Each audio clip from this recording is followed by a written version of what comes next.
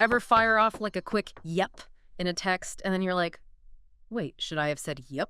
Like, is it yep? You're not alone if you've ever thought that. We are diving deep into yep versus yep. These like small words, but they carry a lot of linguistic weight. Oh, absolutely, yeah. So get ready to unlock the secrets because it turns out there's a whole lot more going on than meets the eye. Yeah, it's really interesting, I think, this idea that these seemingly insignificant words like yep versus yep can actually reveal so much about the way we communicate. Yeah. Especially in this digital age. Right. I think we are seeing language evolution in action. Definitely. Okay, so let's talk about yep.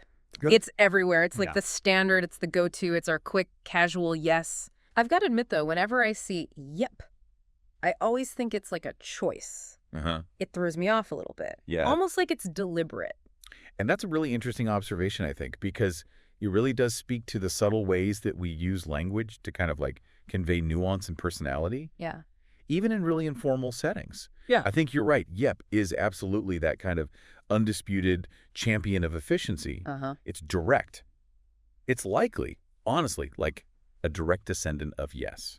Oh, interesting. Just sort of streamlined for our era of texting and online chatting and all that. Yeah, absolutely. We're all about speed and efficiency these days. So we are. But then yep is over here strutting in and it's like, hold my digital beverage. Right. Like, is it just a typo?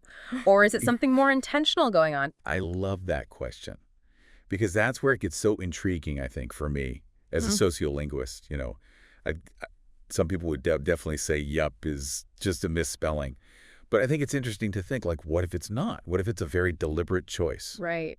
Like a way to inject a little bit more personality or playfulness or something into our digital interactions. Yeah, I like that a lot. So instead of a typo, it's like a linguistic style choice. Yeah, exactly. I like that a lot. Like we can make choices even with these tiny little words. Yeah, Like it's a choice you can make with language. I like that. Like almost if yep is like, a plain white T-shirt. Okay. Classic, versatile. You can always wear it. It always works. Yeah. Yep. Is that T-shirt, but with like a cool graphic on it. Okay. Or like, a bold color or something like that. It still serves that same like basic purpose, Uh-huh.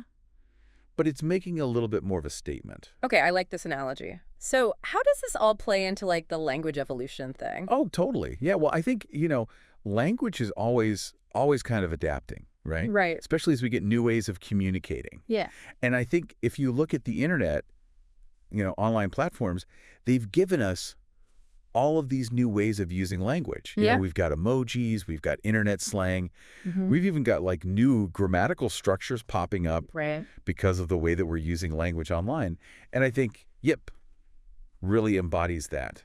Okay. That sort of like playful experimentation that's happening with language right now. So it's not about necessarily being right or wrong. It's more about how we're choosing to express ourselves like in these digital landscapes. 100%. Yeah. Yeah. And what I think is even more interesting is this idea that like, yep, it might not even be as random as we think it is. Okay. Like there's a chance it could be linked to, regional dialects Sure. or even like generational trends. You mean like how some people say soda and other people say pop? Exactly. Yeah. Oh, It's okay. like language variations often reflect like where we're from Right. or like our social backgrounds. And so Yeah. now I will say we haven't uncovered any like hard evidence that Yeah. Yeap is like a regional thing, Uh-huh. but it's definitely possible. Yeah. And I mean, just think about it. Have you noticed how like some online communities Yeah. or like different age groups will kind of have their own little ways of using language? Totally. It's like they're creating their own little linguistic microcosms, which is interesting. Okay. Which makes me wonder, is there ever a time when Yeap is like the better choice? Oh, that's a good question. Like, is there ever a time Yeah. when you should say yep over yep? I think that is a fantastic question. And it brings us to, I think, a really crucial aspect of language, and that is context. Context.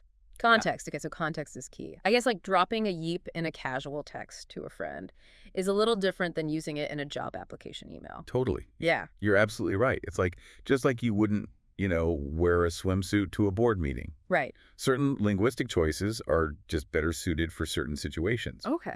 And I think Yeap does have that sort of broader acceptance, Right. that versatility that makes it appropriate in like most settings. Okay, so yep is like our trusty business casual. Yes. And yep is ready to like party on the weekends. I love that analogy. I love that. Yeah. But here's the thing, right? Even though yup is like the safe choice, Right.